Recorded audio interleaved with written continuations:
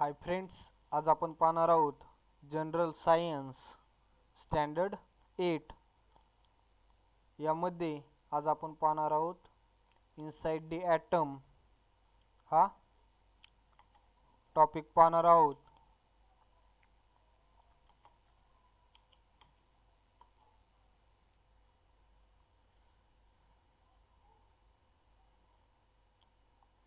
तर पहा inside the item यामध्ये we have seen that matter is made up of molecules. Matter म्हणजे द्रव्य हे रेणूंपासून बनलेलं आहे. Molecules are formed from atoms. Effectively, an atom is the smallest unit of matter. Smallest unit of matter काय आहे तर ते atom आहे. An atom is the smallest particle of an element which retain its chemical identity in all the physical and chemical changes. काय होतं जेव्हा physical आणि chemical changes होतात एलिमेंटचे तेव्हा त्याची रासायनिक ही ओळख राखली जाते ती ॲटममुळे. तर पहा आता इथं पुढं आपल्याला एक टेबल दिलेला आहे.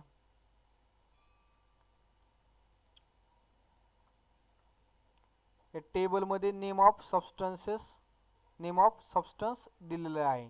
तर पहिलं आहे वॉटर, त्यानंतर इथं फॉर्म्युला, वॉटरचा फॉर्म्युला इथे दिलेला आहे H2O.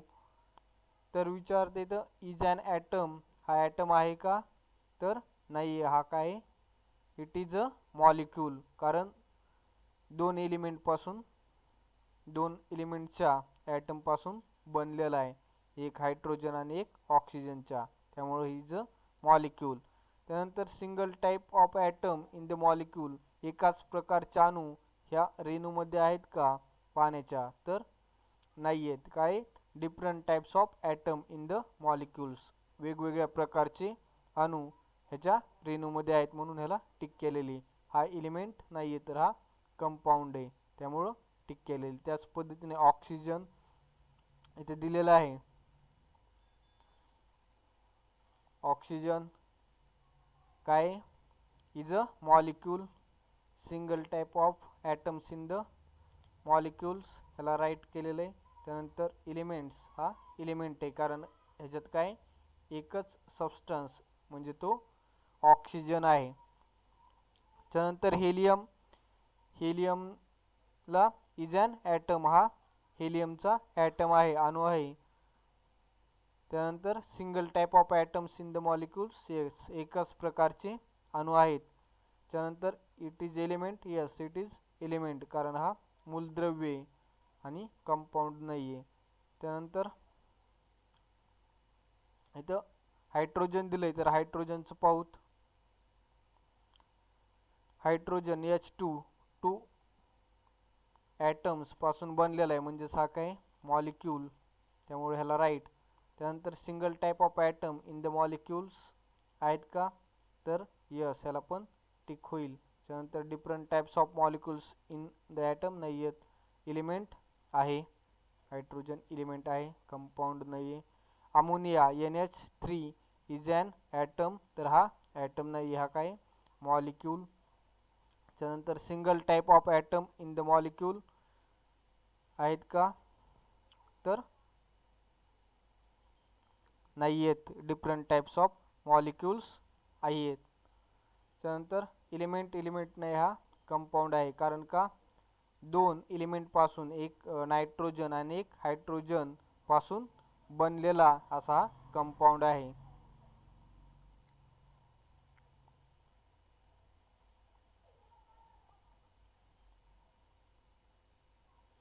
तर पहा इथं नायट्रोजन दिलेला आहे. नायट्रोजन काय हा सुद्धा मॉलिक्यूल. त्यानंतर सिंगल टाईप ऑफ ॲटम आहेत, त्यानंतर एलिमेंट आहे. आणि मिथेन काय हे पण मॉलिक्यूल आहे. त्यानंतर different types of atoms in the molecules, त्यानंतर हा कंपाऊंड आहे. अर्गॉनचा ॲटम आहे, इज अ मॉलिक्यूल नाही आहे. नंतर single type of atoms in the molecule ह्याला टिक होईल. त्यानंतर different types of atoms in the molecules नाही आहेत. एलिमेंट आहे आणि कंपाऊंड नाही आहे. निऑन सेम पद्धतीनं टिक मार्क होईल. निऑन. त्यानंतर क्लोरीनला सुद्धा हे मॉलिक्यूल आहे. त्यानंतर सिंगल टाईप ऑफ ॲटम आहेत. Different types of atom in the molecule नाही आहेत. त्यानंतर एलिमेंट आहे. तर या पद्धतीनं हे टिक मार्क होतील. आता हे टाइप्स ऑफ सबस्टन्सेस झाले. तर पहा, the concept of atom is more than 2500 years old, म्हणजे 2500 वर्ष जुनी अशी अणूची संकल्पना आहे. It was forgotten in time of course. आपण टाइमानुसार ती विसरली गेलेली होती. It started with Dalton's atomic theory. डाल्टनच्या ॲटॉमिक थिअरीनुसार ही चालू झाली. तर त्याच्या अगोदर पहा, do you know Indian philosopher Kanad 6th century BC stated that there is a limit to divide matter into small particles. पार्टिकलचं विभाजन करायला एक काय असतं, मर्यादा असते. In the invisible particles that constitute matter were named by Kanad Muni as Parmanu, meaning the smallest particle. He also stated that Parmanu is indestructible. तर हा काय, अणु हा ह्यांच्या म्हणण्यानुसार अविभाजनीय आणि अनाशवंत असा आहे. त्यानंतर Greek philosopher Democritus 5th century BC stated that matter is made up of small particle and this cannot be divided. काय करू शकत नाहीत आपण, मॅटर ज्या लहान कणांपासून बनलेला आहे त्याला डिवाइड करू शकत नाहीत. The smallest particle of matter was named by Democritus as atom. डेमोक्रिट्सनी या स्मॉल पार्टिकलला ॲटम असं नाव दिलेलं आहे. In Greek language atoms means one which can not be cut. आपण ज्याला की कट करू शकत नाहीत असा ॲटम आहे. त्यानंतर Dalton's atomic theory. British scientist John Dalton puts forth in. काय केलेलं आहे डाल्टनने 1803 मध्ये ही सेलिब्रेटेड ॲटॉमिक थिअरी. त्याने ॲटॉमिक थिअरी मांडलेली. According to this theory matter is made up of atom. ॲटमपासून मॅटर बनलेलं आहे. And atoms are individual and indestructible. All the atoms of element are alike while different elements have different atom with different mass. तर एका प्रकारचे अणु, एका एलिमेंटचे अणु एकाच काय होतात, एकाच ॲटम पासून बनलेले असतात आणि वेगळ्या प्रकारचे वेगळ्या एलिमेंटचे अणु ह्या वेगळ्या ॲटम पासून बनलेले आहेत. तसंच त्याचं मास सुद्धा डिफरंट असतं. तर हे जॉन डाल्टन आणि त्यांचं ॲटॉमिक मॉडेल इथं दाखवलेलं आहे. त्यांच्या म्हणण्यानुसार काय होतं, the atoms as described by Dalton turns out to be hard solid sphere with no internal structure. त्यांच्या म्हणण्यानुसार जो ॲटम होता तो कसा होता, हार्ड होता आणि त्याला असं काहीच आंतररचना काहीच नसलेला असा गोल स्पियर होता. According to Dalton's atomic theory, the mass is distributed uniformly in atom. Atom मध्ये सर्वत्र त्याचं मास पसरलेलं होतं. तर ह्यांच्या म्हणण्यानुसार, जॉन डाल्टनच्या म्हणण्यानुसार, the atom as described by John Dalton turns out to be hard solid pair with no internal structure and the mass is distributed uniformly in atom. असं होतं. त्यानंतर जे थॉम्सन जे आहेत त्यांनी काय केलं, एक प्रकारचा प्रयोग केलता. तर पहा, the scientist J.J. Thomson demonstrated experimentally that negatively charged particles inside an atom have a mass 1800 times less than a hydrogen atom. त्यांनी काय सांगितलेले, जे जे थॉम्सनने एक एक्सपेरिमेंट केला त्यानुसार negatively charge particles inside the atom असतं ज्याचं की मास 1800 पट कमी आहे हायड्रोजनच्या अणुपेक्षा. Later this particle were named as electron, नंतर त्याला इलेक्ट्रॉन हे नाव दिलं गेलंय. Commonly substance are usually electrically neutral, पण काय काय असतं, जनरली इलेक्ट्रिकली न्यूट्रल असतो कोणताही पदार्थ, पण यांच्या म्हणण्यानुसार पदार्थामध्ये निगेटिव्हली चार्ज इलेक्ट्रॉन असतो. तर हा अणू इलेक्ट्रिकली न्यूट्रल कसा असेल, तर तेच थॉम्सन यांनी त्यांच्या प्लम पुडिंग मॉडेलवरून मांडलेले. तर त्यांचे काय मुद्दे ते पाहूत.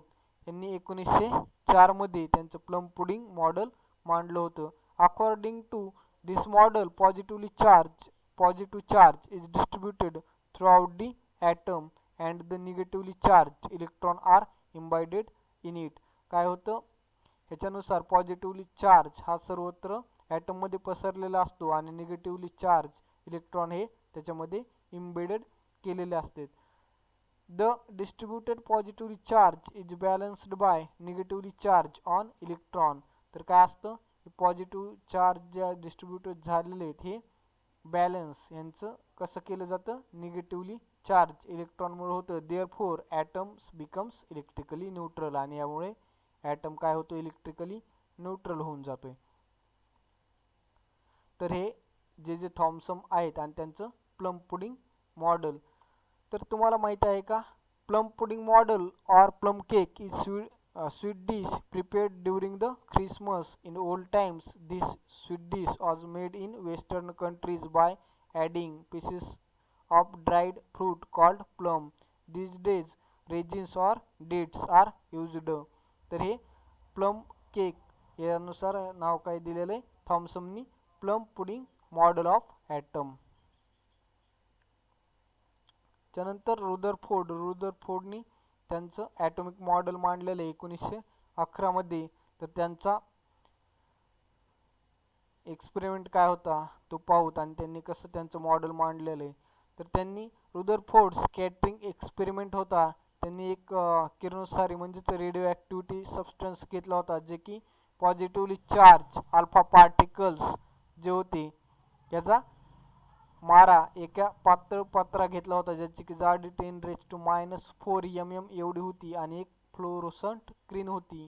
त्याच्यावर हे अल्फा पार्टिकल्स टाकले गेले. त्यांच्या म्हणण्यानुसार जर हा गोल्डन फॉईल पॉझिटिव्हली चार्ज असेल सर्वत्र ह्याच्यामध्ये, तर हे अल्फा पार्टिकल रिफ्लेक्ट होतील. पण ह्याच्या अपोजिट घडलं. जवळपास 20,000पैकी एक अल्फा पार्टिकल्स बाउन्स झालेला आहे, म्हणजे परावर्तित झालेला आहे. याच्यावरून या प्रयोगावरून रुदरफोर्डनी काही कन्सेप्ट मांडलेले आहेत. ते काय आहेत ते पाहूत. हे आहे रुदरफोर्डचं न्यूक्लिअर ॲटॉमिक मॉडेल. यानुसार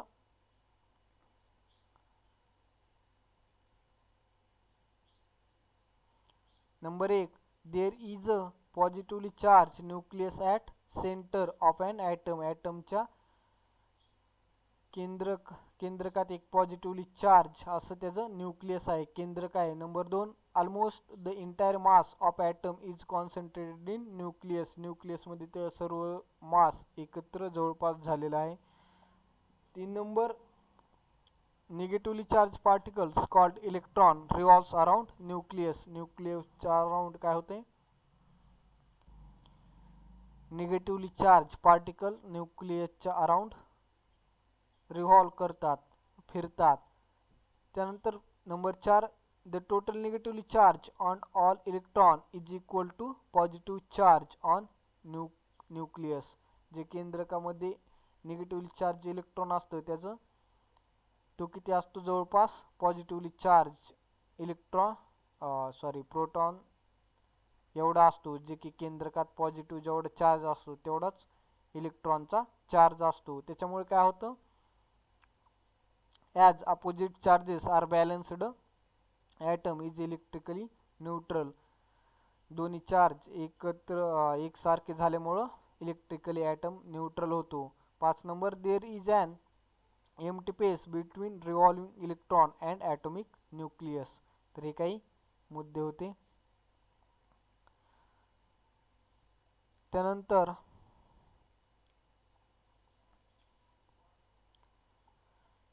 an established law of physics, an electrically charged body is revolving in circular orbit, its energy decreases. काय होती, जेव्हा इलेक्ट्रिकली चार्ज बॉडी ही काय रिव्हॉल्व्स होते केंद्रकाभोवती, तर त्याचे काय होते, energy decreases. According to this law the atom described in Rutherford's model turns out to be unstable. In reality, however, all atoms except radioactivity atom are stable. This shortcoming of Rutherford's atomic model was removed by the atomic model put forth by Niels Bohr's atom in year 1913. Bohr's stable orbit atomic model 1913. तर हे पाहूत आपण. 1913 मध्ये काय झालेलं आहे, बोर्सनी त्याचं atomic model मांडलेलं आहे. त्यानुसार काय आहे हे मॉडेल ते पाहूत. The electron revolves around the atomic nucleus lies in concentric circular orbits at certain distance from nucleus. काय, इलेक्ट्रॉन हे रिव्हॉल्व्स करतात अराउंड द न्यूक्लियस केंद्रकाभोवती इन एका स्पेसिफिक विशिष्ट अशा ऑर्बिट म्हणजे कक्षामध्ये फिरतात. काही विशिष्ट असा अंतर राखून केंद्रकाभोवती इलेक्ट्रॉन फिरतात. Number 2, the energy of an electron is constant while it is in particular orbit. जेव्हा एका कक्षेत इलेक्ट्रॉन असतो तेव्हा त्याची काय असते, energy of electron is constant. Number 3, when an electron jumps from an inner orbit to an outer orbit its absorbs energy equal to difference of its energy level, and when it jumps from an outer orbit to inner orbit it emits energy equal to the difference of its energy level. काय होतं, जेव्हा electron आतल्या कक्षेतून बाहेर कक्षेत उडी मारतो तेव्हा काय होतं, एनर्जी अब्सॉर्ब करतो equal to difference of its energy level. आणि जेव्हा तो बाहेरील कक्षेतून आतमध्ये कक्षेत जेव्हा उडी मारतो किंवा इमिट्स होतो तेव्हा त्याची एनर्जी काय होती, इमिट्स म्हणजे उत्सर्जित करतोय, equal to the difference of its energy level. तर हे काही त्याचे मुद्दे होते. त्यानंतर आता पाहूत ॲटॉमिक स्ट्रक्चर. त्यामध्ये न्यूक्लियसमध्ये काय होतं, न्यूक्लियसमध्ये प्रोटॉन, ज्याला की पी या सिम्बॉलने दाखवतात, त्या for each proton carries a positive charge of plus e equal to 1.6 into 10⁻19 coulomb एवढे त्याच्यावर चार्ज असतो प्रोटॉनवर. हे की आपल्याला न्यूक्लियसमधलं आपण त्याचं स्ट्रक्चर पाहतो ॲटमचं. त्यानंतर द ॲटॉमिक नंबर कशाला म्हणायचं, जे इलेक्ट्रॉन असतात प्रोटॉन असतात न्यूक्लियसमध्ये त्याला ॲटॉमिक नंबर असं सुद्धा म्हणतात, जे की काय दाखवतात, denoted by Z. The mass of one proton is approximately 1 U असतं. 1 U इतकं त्याचं मास असतं. 1 U is equal to 1.66 into 10⁻⁻27 kilogram. The mass of one hydrogen is also approximately 1 U. हायड्रोजनचं सुद्धा 1 U. तर पहा हे प्रोटॉन बद्दल माहिती पाहतो आपण, जे की अणूच्या अंतरकेंद्रकात असलेले एक सब ॲटॉमिक पार्टिकल आहे. तर the total number of proton in nucleus of an atom is atomic number of that element and is denoted by Z, and the mass of one proton is approximately 1 U, म्हणजेच 1 Dalton म्हणतो आपण त्याला. 1 U बरोबर 1.66 into 10 raised to minus 27 kilogram. The mass of one hydrogen atom is also approximately 1 U. त्यानंतर आता neutron हा सुद्धा काय सब ॲटॉमिक पार्ट आहे. कशातला? ॲटम मधल्या न्यूक्लियस मधला. Neutron is an electrically neutral substance particle is denoted by symbol N. Symbol N ने काय दाखवतात? हा न्यूट्रॉन दाखवतात. त्यानंतर इलेक्ट्रॉन हा काय कशाने दर्शवतात? ई. त्याच्या डोक्यावर मायनस हे सिम्बॉल असतो. Electron is a negatively charge sub atomic particle and is denoted by symbol E. च्या डोक्यावर मायनस हा या चिन्हानं दर्शवतात. Each electron carries 1 unit negatively charge. -1 E एवढा चार्ज असतो. Mass of an electron is 1800 times less than that of hydrogen atom. Therefore, the mass of electron can be treated as negligible. नगण्य असं इलेक्ट्रॉनचं मास मानलं जातं. तर पहा हे काही आपण काय पाहिलेले, ॲटमचं स्ट्रक्चर कसं असतं ते पाहिलेले. तर बोरच्या मॉडेलवरून आपण काय पाहिलेलं होतं? बोरचं मॉडेल, हे इथं बोरचं मॉडेल दिलेलं आहे, जे की ज्या कक्षा दिलेल्या आहेत KLMN हे नाव दिलेलं आहे. आणि केंद्र कसं असतं? Positively charge. आणि या कक्षेत विशिष्ट अशा कक्षेत काय होतात? केंद्रकाभोवती इलेक्ट्रॉन रिव्हॉल्व्स करतात, म्हणजेच फिरतात. त्यानंतर काय होतं? केंद्रकात जेवढे पॉझिटिव्हली चार्ज प्रोटॉन असतात त्याला ॲटॉमिक नंबर म्हणतो. आणि जेवढे प्रोटॉन आणि जेवढे न्यूट्रॉन असतात याच्या टोटल ह्याला आपण त्याचा ॲटॉमिक मास हे दोन्हीचं मिळून होतं. जेवढे number of proton plus number of neutron मिळून काय होतं? त्याचं ॲटमचं मास, ॲटॉमिक मास हे होतं. तर हे काही कन्सेप्ट ॲटमबद्दल आपण पाहिलेले आहेत, कसं असतं ॲटमचं स्ट्रक्चर. तर त्यानंतर पाहू दुसऱ्या काही संज्ञा आहेत. आता distribution of electron. As per Bohr's atomic model, electrons revolve in table shell. These shells have definite energy.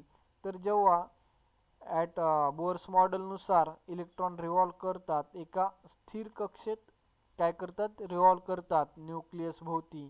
तर त्याला काय असतं? त्या सेल्सला, त्या कक्षांना काय असतं? डिफाइनाइट एनर्जी लेवल असते. त्यानंतर a symbol N is used for ordinal numbers of shell. सेलच्या N हे काय? त्याच्या कक्षाची संख्या दर्शवतं. The shells are referred to by symbols KLMN याने दर्शवतात, corresponding to ordinal numbers N is equal to 1 2 3 4. आता कोणत्या कक्षेत किती इलेक्ट्रॉन असतात याच्यासाठी एक फॉर्म्युला दिलाय. 2 into N raised to 2 हा फॉर्म्युला दिलेला आहे.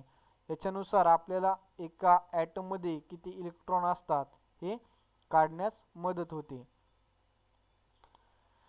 तर पहा, the total numbers of proton and neutron in an atom is the atomic mass. हे आपण पाहिलेलं आहे. mass number of that element. the mass number is denoted by symbol any दर्शवतात. तर पहा आता इथे एक सिम्बॉल दिलेला आहे. तर the convention to denote atomic symbol दाखवण्यासाठी ॲटॉमिक नंबर आणि ॲटॉमिक मास नंबर दर्शवण्यासाठी काय करतात, एक सिम्बॉल वापरतात. तो हा सिम्बॉल आहे. इथं ए काय दर्शवतं, मास नंबर, आणि झेड हे काय आहे, त्याचं ॲटॉमिक नंबर दर्शवतं. तर फॉर एक्झाम्पल आपण कार्बन पाहूत. कार्बनचं सिम्बॉल इथं काय दिलेलं आहे, सीच्या डोक्यावर 12 आणि खाली 6 दिलेले. तर हे 12 म्हणजे 12 काय दर्शवतंय, हे मास नंबर, आणि 6 जे आहे ते काय आहे, हे ॲटॉमिक नंबर.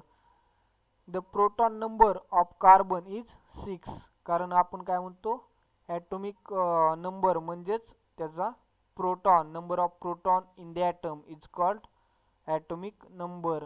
तर हे किती आहेत, 6 आहेत. आणि त्याचे नंबर ऑफ मास किंवा मास नंबर कशाला म्हणतो, total number of proton plus total number of neutron. जर प्रोटॉन 6 असतील तर काय असतील, ऑब्विसली 6 न्यूट्रॉन असतील. तर या पद्धतीने इथे दिलेलं आहे. तर आता कोणत्या कक्षेत किती इलेक्ट्रॉन असते, तर ह्याची पण एक काय असते, विशिष्ट अशी संख्या ठरलेली असते. तर ती या सूत्रानुसार काढतो. तर या सूत्रात आपण किंमत ठेवू. के सेलची जर नंबर ऑफ एन 1 ठेवलं तर काय होईल, 2 इंटू 1 रेस टू 1 स्क्वेअर. तर काय होईल, हे 1 चा वर्ग 1च राहील. तर काय होईल, इथं 2 येईल.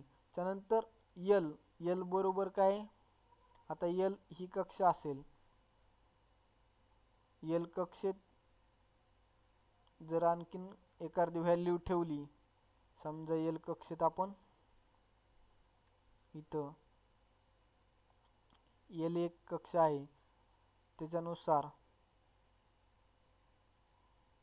यल कक्षेमध्ये 2 जर असतील तर काय होईल, 2 इंटू 2 रेस टू स्क्वेअर. तर काय होईल,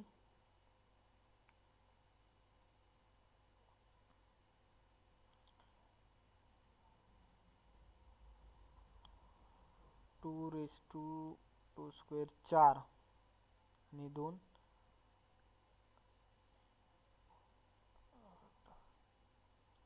तर काय होईल, इथं 8.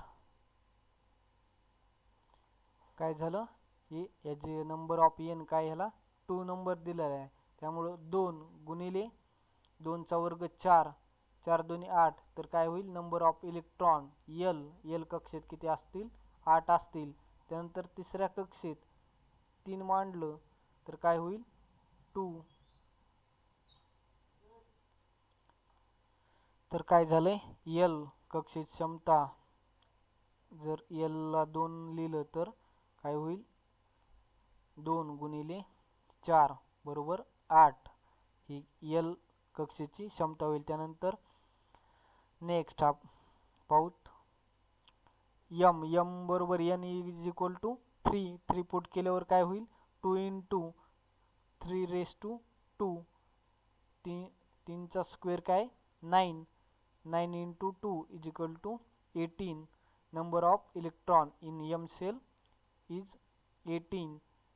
आणि N is equal to 4 put केल्यावर काय होईल, 4 स्क्वेअर काय होईल, 16 into 2 32. The number of electron in n cell is 32. That's number of electron in all cells. We have seen that. Electronic configuration of element, we have seen that 2, 8, 18, 32 electrons can be accommodated काय 2 8 18 32 electrons काय होऊ शकतात ह्या सेल्सच्या कक्षेमध्ये असू शकतात, ज्याला की नाव KLMN आपण नाव दिलतं. This is maximum capacity of that cells. Electrons in an atom are distributed in cells according to their maximum capacity. The cell-wise distribution of electron in an atom of an element is called electronic configuration. Electronic configuration काय म्हणायचं?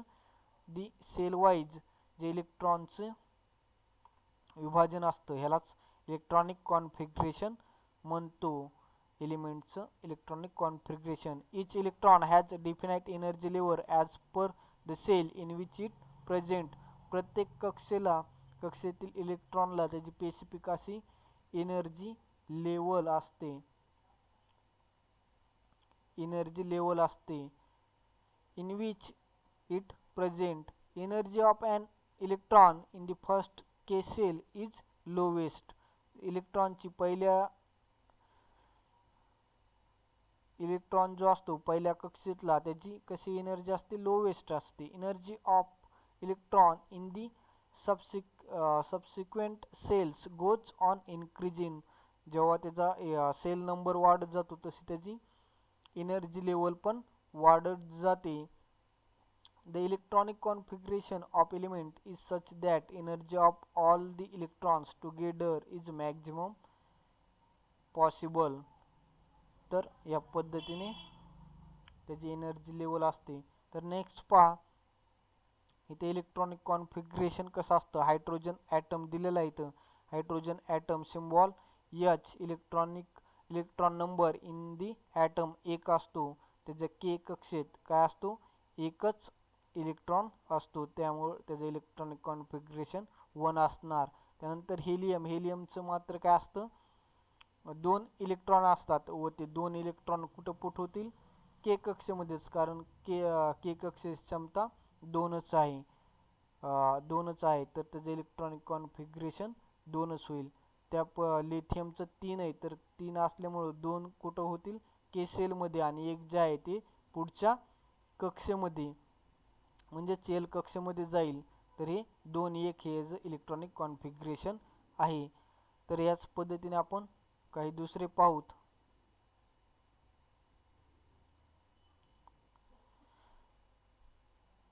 तर पहा कार्बनचे electronic configuration जे आहे electron in item 6 आहेत.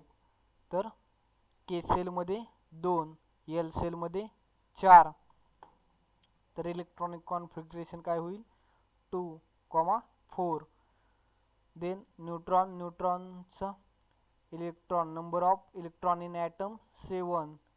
तर मग के सेलमध्ये 2, एल सेलमध्ये 5. या पद्धतीने इलेक्ट्रॉनिक कॉन्फिगरेशन 2, 5. त्यानंतर oxygen number of electron in atom 8. तर के सेलमध्ये 2, एल सेलमध्ये 6. Electronic configuration 2, 6. त्यानंतर फ्लोरीनचा इलेक्ट्रॉन इन ॲटम 9. त्यामुळे काय होईल? के सेलमध्ये 2, त्यानंतर एल सेलमध्ये 7. या पद्धतीने विभाजन होईल. निऑनचं इलेक्ट्रॉन इन ॲटम 10. के सेलमध्ये 2 आणि एल सेलमध्ये काय 8. आता ही एल सेलमध्ये काय मॅक्झिमम नंबर ऑफ कॅपॅसिटी ही काय 8 आहे.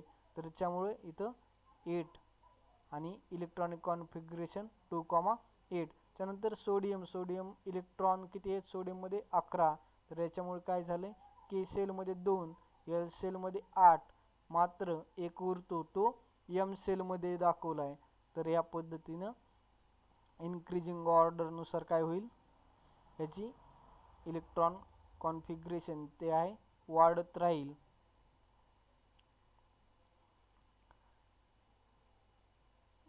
तर ब्रोमियमपर्यंत. तर लास्ट आहे ब्रोमियम इलेक्ट्रॉन 35 आहेत. तर ह्याचं आपण कॉन्फिगरेशन पाहूत कसं असतंय ते. हे ब्रोमियममध्ये 35 तर काय होईल याचं 2 8 18 आणि 7 हे या पद्धतीने याचं इलेक्ट्रॉनिक कॉन्फिगरेशन होईल.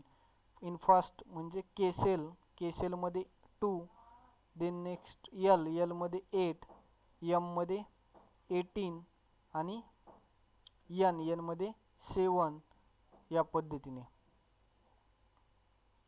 2 8 18 7 आपण इथे लिहू शकतो 2 8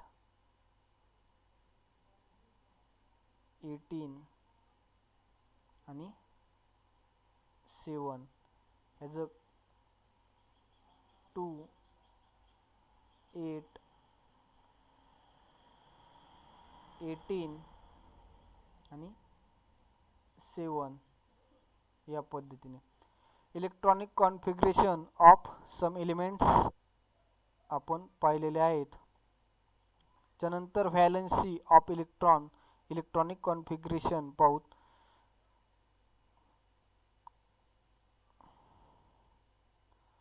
तर इथं हे स्केलेटन ऑफ इलेक्ट्रॉनिक कॉन्फिगरेशन दिले. हायड्रोजनच्या ॲटममध्ये 1 इलेक्ट्रॉन असतो, हेलियममध्ये सुद्धा 2 असतात इलेक्ट्रॉन आणि कार्बनमध्ये के सेलमध्ये 2, एल सेलमध्ये 4, त्यानंतर न्यूऑन फर्स्ट सेलमध्ये 2, त्यानंतर लास्ट सेलमध्ये 8 या पद्धतीने सोडियममध्ये 2 8 आणि 1 या पद्धतीने इलेक्ट्रॉनिक कॉन्फिगरेशन आहे. तर पहा मॅक्झिमम त्याची व्हॅलेन्सी जी असते, व्हॅलेन्सी म्हणजे शेवटच्या कक्षेत किती इलेक्ट्रॉन असतात याच्यावरून त्याची व्हॅलेन्सी ठरते. तर आपण इथं पाहू ते मॅक्झिमम कॅपॅसिटी आपण पाहिलेली के सेलची 2 असते, त्यानंतर एम सेलची 8, एल सेलची 8, एम सेलची 18 आणि एन सेलची 32 या पद्धतीने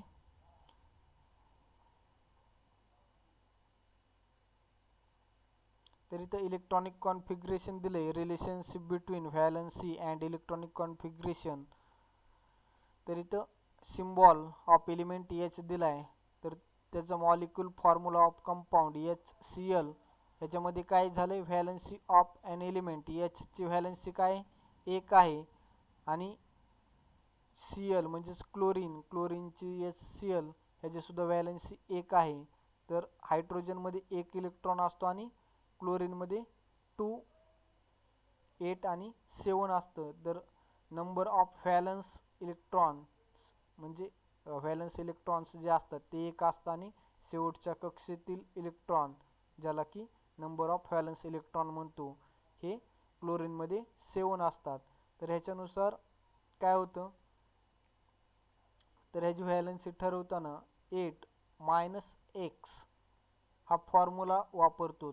x काय असू शकतो हा एकतर हा 4 पेक्षा मोठा असतो किंवा 4 बरोबर असतो. तर हा 1 असल्यामुळे काय होतंय 4 पेक्षा जर लहान असेल तर काय होतं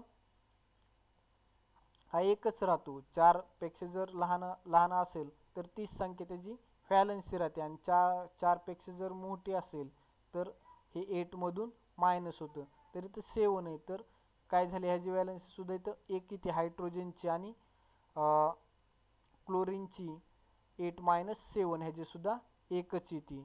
जेव्हा न्यूऑन बनतो तर न्यूऑनची काय असतं इलेक्ट्रॉनिक कॉन्फिगरेशन 2 आणि 8 2 8 हे असतं. तर ह्या पद्धतीने ह्याची किती होईल न्यूऑनची 0. त्यानंतर सिम्बॉल ऑफ एलिमेंट F म्हणजेच फ्लोरीन HF ह्याचा मॉलिक्यूल फॉर्म्युला दिलेला आहे. तर ह्याचं सुद्धा आपण काढू शकतो ह्याच्या इलेक्ट्रॉनिक कॉन्फिगरेशन नुसार.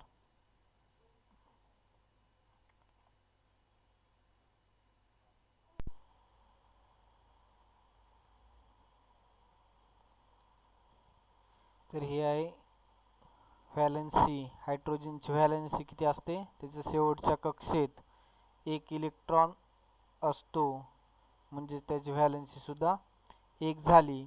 क्लोरीनच्या व्हॅलेन्सी एक आहे, त्याचे इलेक्ट्रॉनिक कॉन्फिगरेशन 287 असं आहे. त्यामुळं लास्ट नंबरच्या सेलमध्ये 7 इलेक्ट्रॉन आहेत. त्याच्यामुळं x minus 7 is equal to 1 ही त्याची व्हॅलेन्सी झाली. जर x हा 4 किंवा 4पेक्षा लहान असेल तर त्याची व्हॅलेन्सी तीच असते.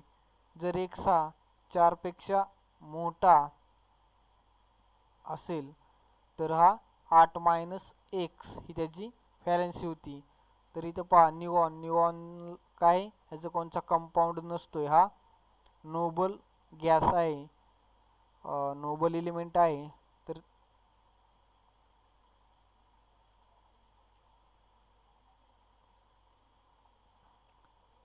तर ह्याची व्हॅलेन्सी काय होईल? 0.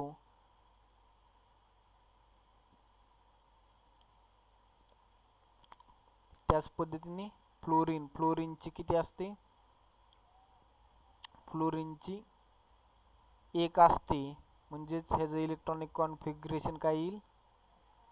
2 7. ह्याचं इलेक्ट्रॉनिक कॉन्फिगरेशन शेवटच्या कक्षेत 7 इलेक्ट्रॉन. 8 मायनस 1, 8 मायनस 7 बरोबर 1 हे फ्लोरीनचं इलेक्ट्रॉनिक कॉन्फिगरेशन येईल. त्याच पद्धतीने ॲल्युमिनियमचं जर पाहायला लागलो तर ॲल्युमिनियमचं काय होईल? इथं त्याच्या शेवटच्या कक्षेत व्हॅलेन्सी किती असते त्याची? 3 आणि इलेक्ट्रॉनिक कॉन्फिगरेशन 2 8 आणि 3, कारण त्याचे जे इलेक्ट्रॉन आहेत ते किती असतात? 13. तर ह्याचा नंबर शेवटच्या कक्षेतील इलेक्ट्रॉनची संख्या 3 आहे. ही 3 हे 4पेक्षा लहान आहेत म्हणून त्याची व्हॅलेन्सी 3च राहील. तर ह्या पद्धतीने जर कार्बनचं पाहायला लागलो तर कार्बनचं काय असतं? शेवटच्या कक्षेत 4 इलेक्ट्रॉन असतात. 4 इलेक्ट्रॉन. तर ह्याची इलेक्ट्रॉनिक कॉन्फिगरेशन 2 आणि 4 होईल. म्हणजे ह्याचं इलेक्ट्रॉन किती असतात कार्बनमध्ये? 6 आणि त्याच्या शेवटच्या कक्षेत 4 इलेक्ट्रॉन असतात. तर काय होईल ह्याचे इलेक्ट्रॉनिक कॉन्फिगरेशन? व्हॅलेन्सी ही 4 राहील. मॅग्नेशियमचं सेम राहील. मॅग्नेशियमची व्हॅलेन्सी किती आहे? 2. त्याचे इलेक्ट्रॉनिक कॉन्फिगरेशन 2 8 आणि 2 या पद्धतीने. तर शेवटच्या कक्षेतील इलेक्ट्रॉन 2 म्हणून त्याची व्हॅलेन्सी 2.